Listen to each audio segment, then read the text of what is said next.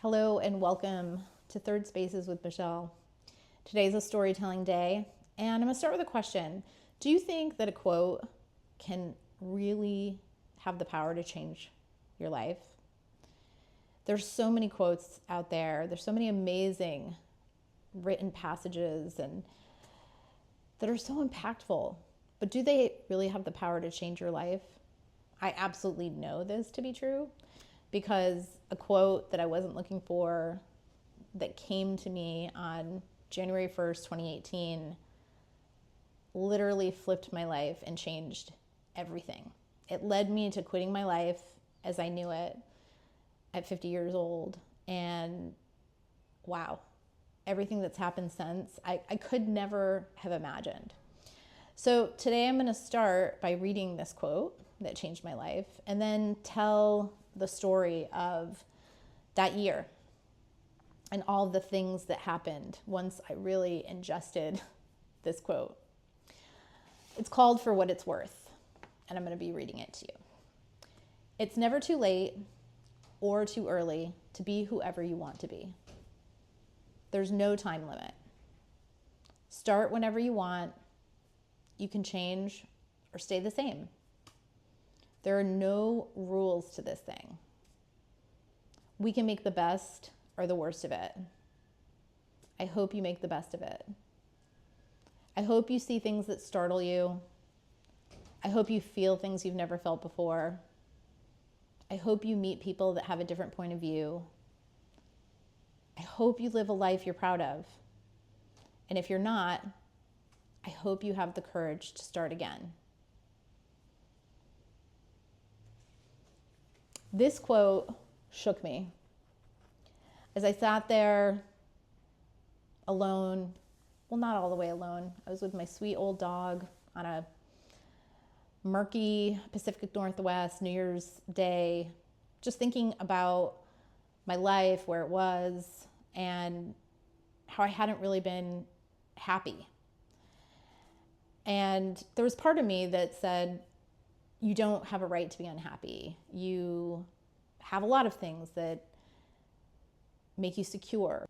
You should just suck it up and stop being unhappy and just live this way. And I don't even know where I was on the internet when I found this quote. I wasn't looking for quotes. I can't really remember where it came from, but when I read it, it really struck me. And I kept reading it over and over. The thing that struck me was there are no rules to this thing. That really settled deep inside me. And also that if you weren't happy, I hope you have the courage to change it. I wrote the quote in my journal, and then I took a blank piece of paper and I wrote it out in big letters, and I posted it above my desk. And I sat there reading it, and I thought about all the drama that had been going on for certain in the last year before January 1st, 2018, but also for a while. And from that moment on, I realized it was my own responsibility to make changes. Not only outer changes, but inner changes in my perspective. And that I was in control every day of how I approached things, how I felt, no matter what my situation was, no matter my boss, my work drama, and there was a lot, but how I chose to respond to it was really what was making up my life. So then I actually wrote the quote out onto Post-its and I taped it to the dashboard of my car. And I thought, I'm just going to be reminded of this every day, that it's in my power to make changes. And I will say from that day forward, there was a palpable change in how I felt. Now, I didn't quit my life. This quote didn't make me say, okay, I'm throwing everything up into the air today. I just knew that I was going to be taking steps to make changes. And I didn't really know what those changes were. I didn't know how drastic they would be, because in order for the way to be shown, you have to walk the way. And I'm really mangling that quote. But it's true that the path doesn't unfold until you start walking it. So I started walking it, and I started making a list, and I was like, you're definitely unhappy in this job. It's not working. Staying in it for health insurance, that's an American thing. It's a trap. Wasn't good enough anymore. And so I started the path with, okay, I'm just going to make a job change. And I still wasn't thinking in the way that I would come to think, but baby steps. So I started looking for another job in my industry, and I got interviews right away. But it was hilarious. The universe was like, no, this isn't going to cut it, because I got some very silly job offers that, even though I was unhappy, I did not try to make them work, and I said no to. And then it was around the middle of February that I applied for a job outside of my industry, and it went really, really well. There was so much enthusiasm about me, and I said, oh, this is the thing. I'm supposed to change industries. And around the beginning of March, I was told that I could expect an offer from that job, but it was going to take a week because one of the key people was away. And so this is so funny, because I decided, well, I know this is coming, so I'm going to clean out my desk. And I was still showing up for my job. Actually, I think I was doing better in my job, because I didn't have so much emotionally invested in being there, because I knew that I wasn't going to be there for long. So I think that I was actually better at the job that I was doing.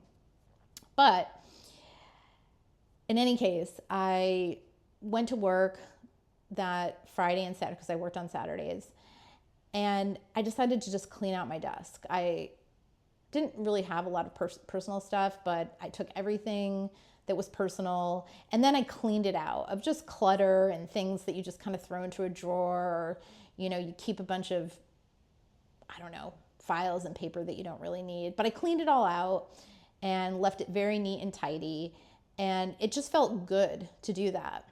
And then, hilariously enough, the next week I was laid off. And it was so funny, because I realized what was happening. It's a funny story. I'm not going to tell it here.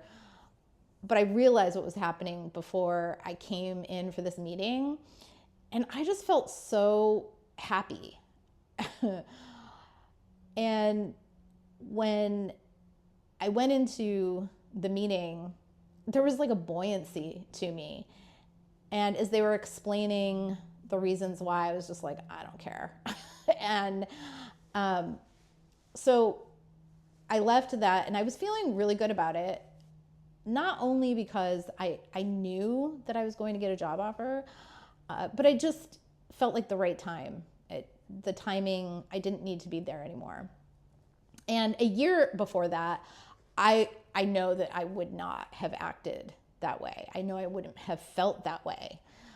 So I had been very conditioned to, oh my gosh, this is the worst thing that could happen, instead of the blessing that it really was. So the next week I received the job offer from this other company, and to say it was disappointing, I was actually kind of shocked. And I immediately said no, instead of trying to make it work. And they came back to me and said, we'd like to make another offer. And they said, well, we'd love for you to counter offer. And I really didn't spend a lot of time on it. I wasn't conditioned to be this way.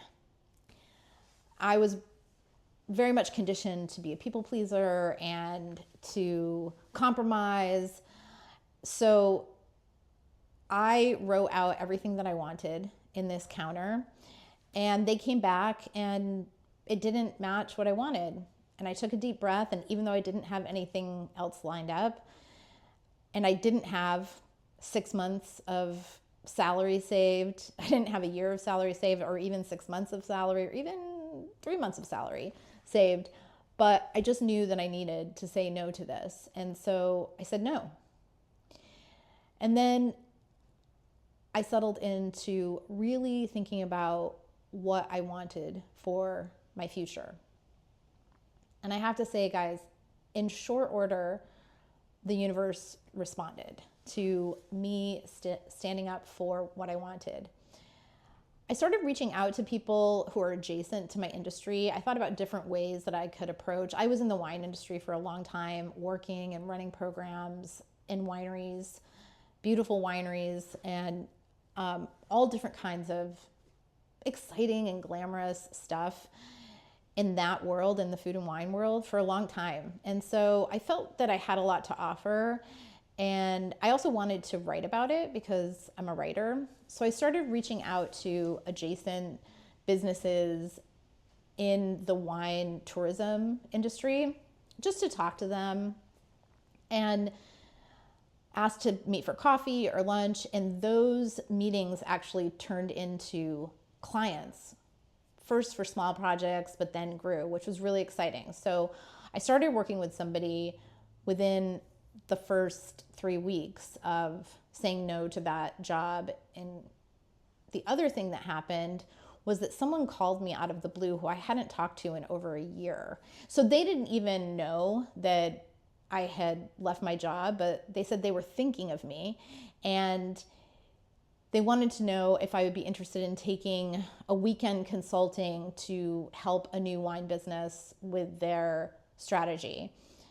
And it was out of town, but I was like, yes, absolutely. It wasn't for another month, and so I had that on my calendar. And that was really exciting. So it was little baby steps, but it was definitely enough to make me feel buoyant and like there was things moving. So the next thing that came up was that where I was living, which I was renting, was up for renewal, lease renewal. And that was in May of 2018. And I got a notice saying, hey, your lease renewal is coming up and we need to know if you'd like to stay and here are the new terms, because you're never on the same terms. It's always an increase in your rent. And I didn't really love where I was living, and I had chose where I was living because of where I was working, which was about a 45-minute commute in my old job out to wine country. And I knew that I didn't really want to stay there, but I thought that I had to stay there because I didn't have a current job and you need proof of income to move. And so I actually said out loud, I was standing in a townhome, and I remember I was standing in the living room, my dog was on the couch, and I said, well, I guess I'm just going to have to sign up for another year and stay here until I figure something else out. And I am not making this up when I say there was a loud voice in my head that said, absolutely not. Absolutely not. You're not to re-sign a lease. There are lots of different ways to live and you'll figure it out. Give your notice. It was such a loud voice. I was like, oh my God, is there someone here? And I said, okay, I'm listening. And so I wrote to my rental company and said, I'm going to be vacating, not renewing. And then I got to work looking for an alternate place to live. I was like, oh, this will be fun. I'll just find a temporary space to live for the summer. And I started looking into different avenues. You know, this is 2018, so I was looking at Craigslist, which I wasn't really on Craigslist, and it was really interesting, that whole journey. I started looking at Airbnb, but in hindsight, I don't think Airbnb was as prolific with longer term rentals as it is now. I think COVID kind of really ushered more of that in, but there wasn't anything that I was really finding, but I wasn't really worried. I didn't have this anxiety about it. Things were going well with my consulting. I actually had gone for that weekend consulting, and that turned into some more projects. And so all of that felt really good. And then another crazy thing happened. So I received a phone call one day from a number that I didn't recognize. And I had on my calendar for the next day to go see this tiny house that a friend of a friend had on their property. And that could be a potential place for me and my sweet doggo B to live for the summer. They were only considering renting it out. They may had family coming for the summer, so we were just going to meet just so I could see it and kind of understand what the terms were.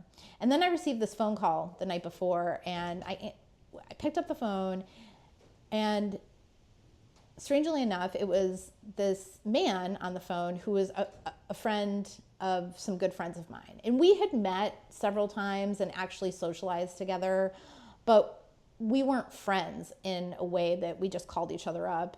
And so I was like, oh, hi, and surprised to hear from him. And he asked me, it wasn't a date. He just asked me if I wanted to go to this wine thing with him in his neighborhood. And it was at the time that I was supposed to go see this house. And I said, oh, I'm really sorry. And we talked about an alternate, and it wasn't going to work out. And I don't know, because I didn't really know him. I don't know what called to me to tell him about what was currently happening in my life. But I said, I really would, but let me just tell you what's going on. I have to go see this place. I said, so I decided to give up my lease, and I'm just looking for a temporary space. I wouldn't have necessarily shared this, but something like made it start talking about it. So I told him, and there was silence on the other end of the phone for a good beat. Then he said, Michelle, I may have a solution for you. And I perked up and I said, really? Crazy, guys, crazy. So he then told me that he has 2 homes. He lived in this one beautiful suburb of Portland, where I lived in Portland, and he was living in this suburb where his house was. He's a retired doctor. And he also had another house in Washington State off the coast of Washington, off of the coast of Seattle. But he was going to spend the summer in his camper van, and he was taking this long road trip up and down the West Coast and maybe to some national parks. And he was thinking about renting out his house, but he needed to come back to Oregon a few times for some appointments and some things he had to do, maybe 2 or 3 times. And he was going to be gone from June till maybe October. And he decided not to rent it out because he did need to come back, but he didn't want the house to sit empty. You guys, really?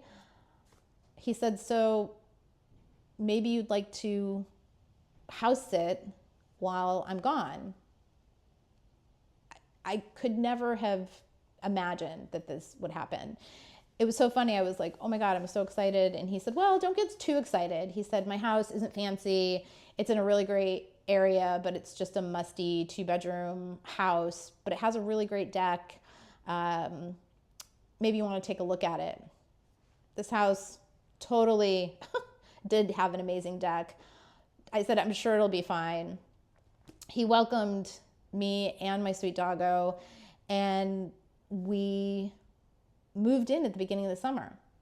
But between the time we decided this and me moving there, I also took the opportunity to start editing down my life. And it was the first big edit. As I was going to put all of my things into a storage unit, I started looking through all of the things. I had a house full of stuff.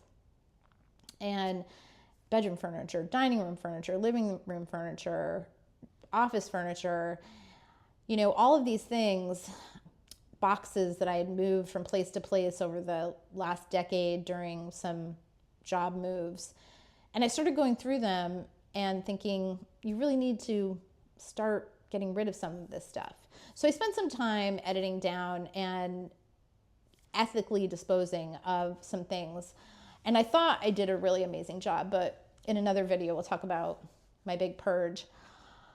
But I ended up getting a big sized storage unit, and I moved 99% of my things that I hadn't edited into this storage unit, and only had a suitcase, my dog, her dog bed, and a couple of boxes full of things to bring to John's. And that felt really good. I remember when I closed the storage unit door and I thought, wow, I feel so much lighter. I feel that I just have my car and my dog. And we moved into John's house, which was a little musty, and cleaned it up. And it wasn't dirty, but definitely a bachelor pad. Put a few of my own personal things around and enjoyed that summer. My work grew. I just got these incredible opportunities to do some creative directing and develop programs for these different businesses, and really help this one client who was launching their winery business. And that was an amazing experience. And it was very busy. I actually took over hiring for them. It was very exciting for me to use all of the skills that I had acquired in the business in more of a free, creative way than I had been working. It felt really great. And then in September of 2018, a month before I was going to turn 50, my sweet old dog passed away. And that was tough, even though I've been preparing myself, because she had had some things. We were going to the vet more, and I had actually had 2 dogs, and my other dog had passed 3 years earlier, which just devastated me. And these dogs, even though I do have a human child who had left home long before, I was a young empty nester at 38, almost 39, when my son went to college.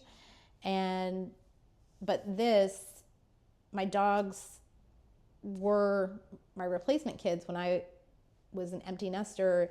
They were my companions, my kids, and I just felt so lonely after B passed. And so grieving was super important, and having the freedom of not having to show up, especially the job I had been in a year before, was just such a blessing. And while I took the time grieving her, it was like a couple weeks after she passed, and I was writing in my journal about how I missed her and just really appreciating all the memories that we had made. She really was such an amazing animal. And at the same time, I wrote in my journal this exact question. I wrote that I had been missing her, but I said, what does not being a pet parent for the first time in 15 years look like? And I just left that in my journal. And this is not for dramatic purposes. This is literal.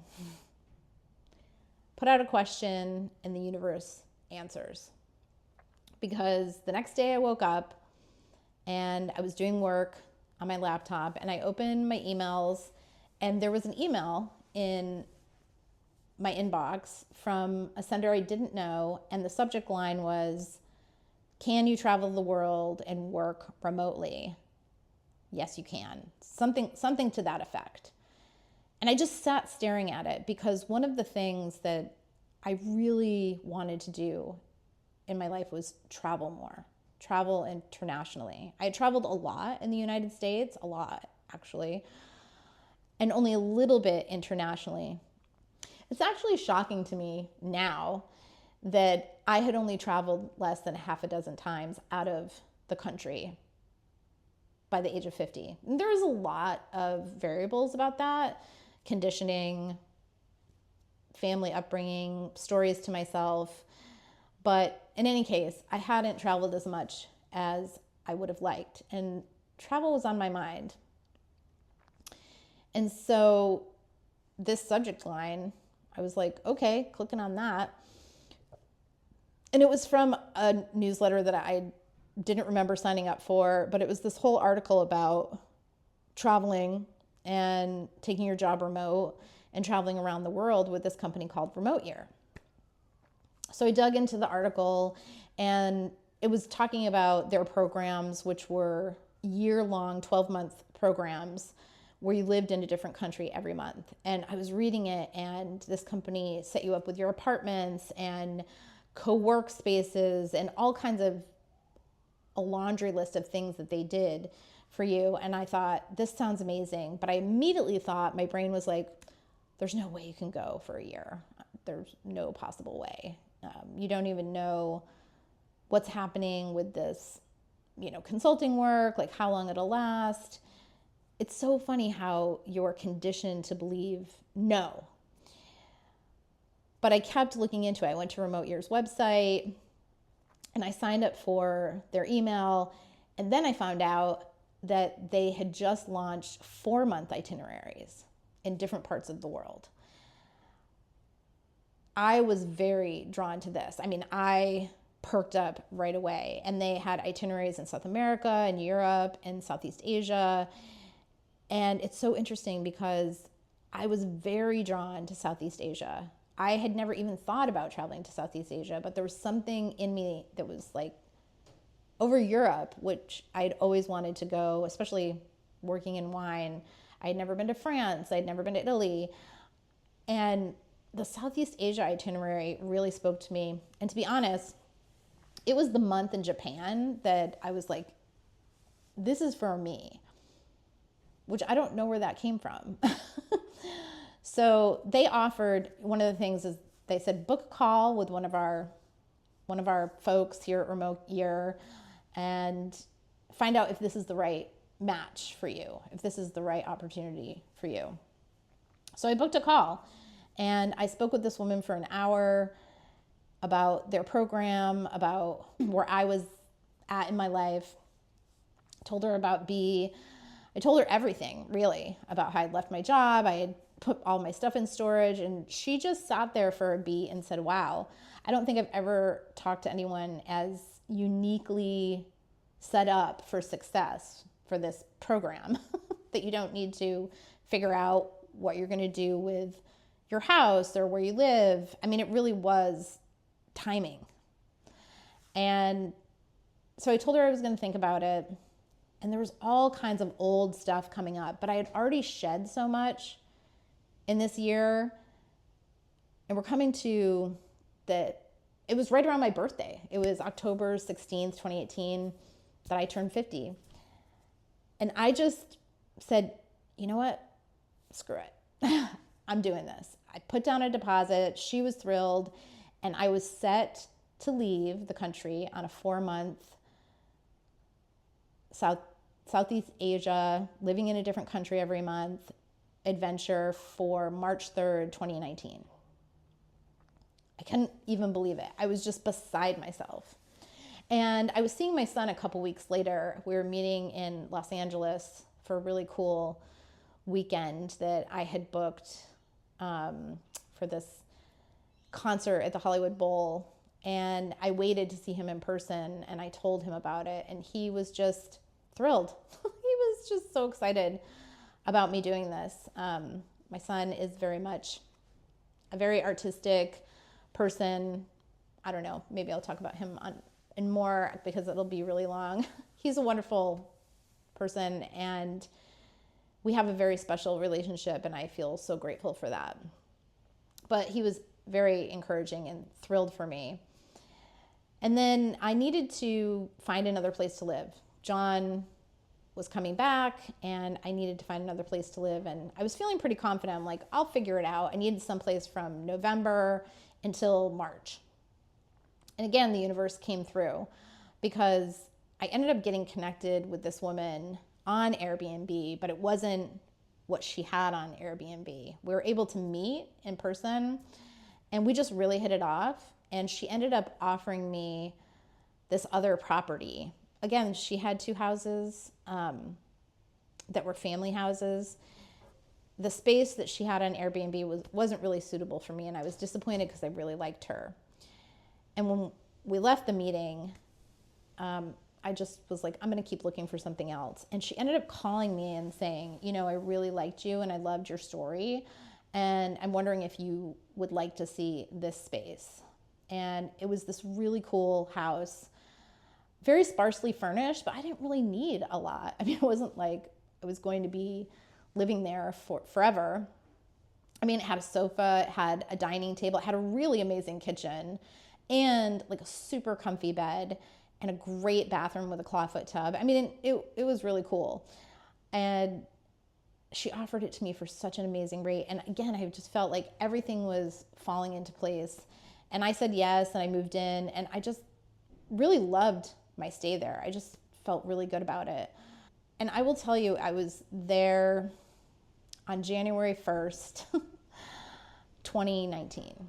And I got up really early and I went for this walk in her neighborhood where you could see Mount Hood. And it was a really clear morning and the sun was rising over the Willamette River. And there was this amazing waterfall and Mount Hood in the background. And I stood there and I thought about this quote again. And honestly, I'm going to cry a little bit right now thinking about it. I still had the quote taped to the dashboard on my car. And I was thinking about Bea and really missing her, but I also was feeling so incredibly grateful. I could not believe how absolutely different, completely different my life was from 2018, January 1st to 2019, January 1st.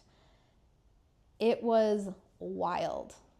And it wasn't done yet, but I'm going to save that for another video. And yeah, so that was the year I turned 50, where I began in earnest quitting my life. I am so grateful to you for listening to this whole tale. And I would love to hear from you if you have any thoughts or questions about this.